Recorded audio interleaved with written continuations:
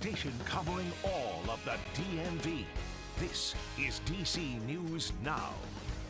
Ahead here on DC News Now at noon, a daycare worker charged with multiple counts of abuse is scheduled to face a judge today. What we now know about the viral video police say she was featured in. And later, the fight for a popular abortion pill continues. We're on the Hill with the latest efforts to keep it available. Good afternoon. Thank you so much for joining us for the news at noon. I'm Annalisa Gale, filling in for Mark Hall this afternoon. We start with meteorologist Scott Sumner on what's shaping up to be a beautiful Monday. Yeah, and I'm filling in for Damon Matson on this beautiful Monday. Right now, there's a live look there of the White House. You can see plenty of sunshine abound across the area, and right across from the White House, we take a live look in at Roslyn, Virginia. And Roslyn, Virginia is also showing, again, a lot of sunshine across the region on the Lynx 2 system, that is there, folks. All right, well, I was about to walk over to the wall. You're checking over there. We're going to get our bearings straight. It is a Monday after all. Let's go to the graphics now. We'll take a look on Lynx 2 of what we have across the region. And of course, really not much. It is a quiet day. There is, of course, Roslyn, Virginia. And again, like I said, there is nothing going on. Nothing. How do you like that? All right.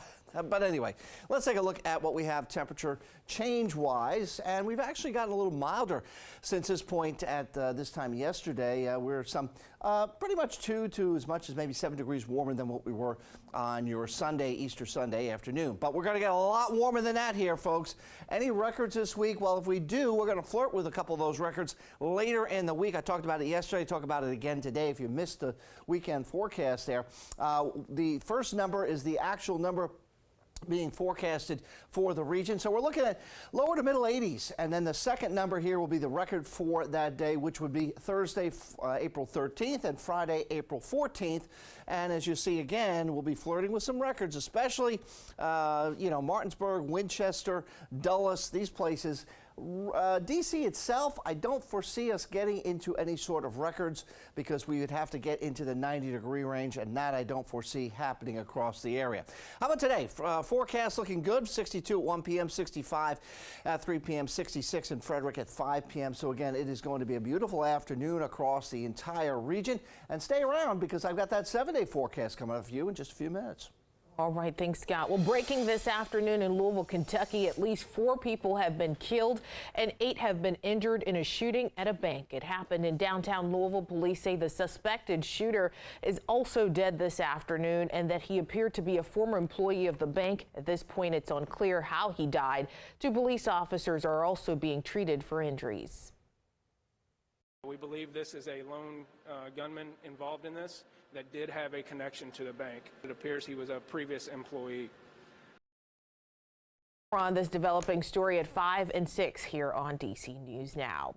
And new at noon, DC's Attorney General and the Washington Commanders have agreed to a settlement for allegedly cheating ticket holders. The Commanders will return $200,000 to residents and pay $425,000 to the district. Brian Schwab says his office will maintain oversight over the Commanders and make sure fans get reimbursed. Well, a 23-year-old woman charged with abusing children at an Oxon Hill daycare will make her first appearance in court today. She was arrested Saturday, just days after a video went viral. DC News Now's Lex Juarez is in Prince George's County with the latest.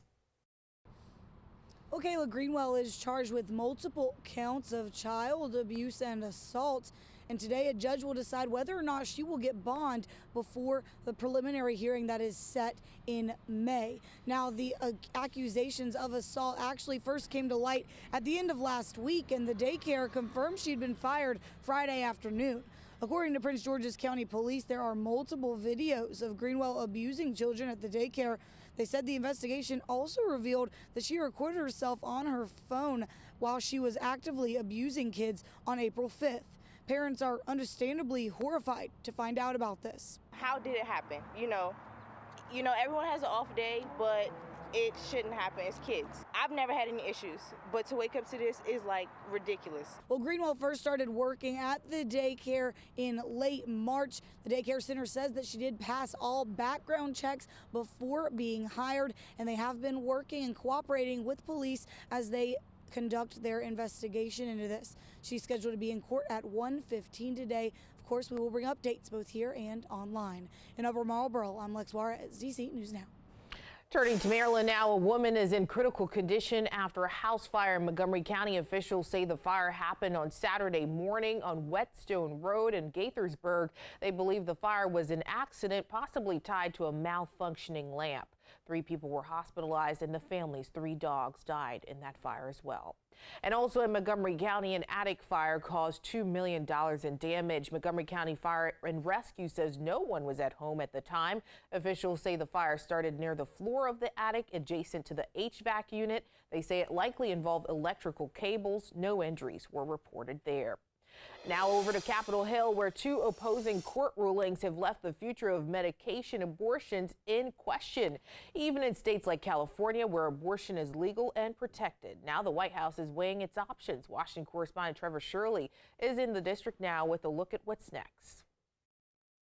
The drug in question is mifepristone, widely used for medication abortions and approved by the FDA back in 2000. But on Friday, a Texas judge ruled the FDA was wrong to approve the drug and ordered a federal hold on mifepristone's 2 decades-old approval. This ruling is an extreme abuse of power. It is an extraordinary example of judicial overreach. The grounds of the ruling are just completely discredited. But almost immediately after the Texas ruling, a judge in Washington state ordered the FDA to maintain the status quo and leave the drug available for women who need it. They certainly have access today, and we intend to do everything to make sure it's available to them, not just in a week, but moving forward, period. The dueling rulings will almost certainly end up on a fast track to the Supreme Court. I don't care who the 9 justices are on the Supreme Court or any court of appeal. They should be able to discern the difference between inserting their personal judgment and using the facts and evidence to make a legal ruling. The White House now has a choice to comply with the Texas ruling until the Supreme Court makes the final call, or tell the FDA to ignore the Texas judge's decision. If the administration wants to not lead this ruling, not live up to this ruling, then we're going to have a problem. And it may come a point where House Republicans on the appropriation side have to defund FDA programs that don't make sense. Ignoring a federal judge's ruling could open the administration up to political attacks by Republicans, who may argue Democrats only care about the rule of law when it benefits them. Everything is on the table. Again, that was Trevor Shirley there reporting. Right now, the cost of monthly car payments are the highest they've ever been since 2008, according to a report by Edmunds. 17% of consumers who bought a new car this year are paying at least $1,000 every month. That's an all-time high. Edmunds says the average monthly payment for new cars is $730. That's up from $656 this time last year. The average annual percentage rate of new cars is 7%. That is up from 4.4% last year. For used cars, Edmunds says the average monthly payment is $551 for a 6-year term. Kelley Blue Book says the average new vehicle cost is $48,000. That's $10,000 more than before the pandemic. This is how one local car dealership manager described the price hikes earlier this year. Everything that goes up must come down, right? I think there's a surplus of used cars now in the market, which we didn't have before. With places like Carvana and I think a lot of those bigger box stores like that have been, I guess, not taking in as much inventory and have to kind of liquidate has definitely driven up the vehicle sales at the auction. Therefore, it's more competition. And right now we're stretching your dollars with a look at how to lower some of those prices. Consider extending your payment period for lower monthly rates. Work to build your credit before buying and put more money down. After signing on the dotted line, ask your lender if you can defer a payment if you need to. Also explore possible refinancing. For more information, check out our website, dcnewsnow.com. Well, more than 14,000 households and businesses around the state of Maryland are about to have more options for internet access, especially in Washington County. DC News Now, Skylar Selez has the details on the expansion that's connecting them with the rest of the state.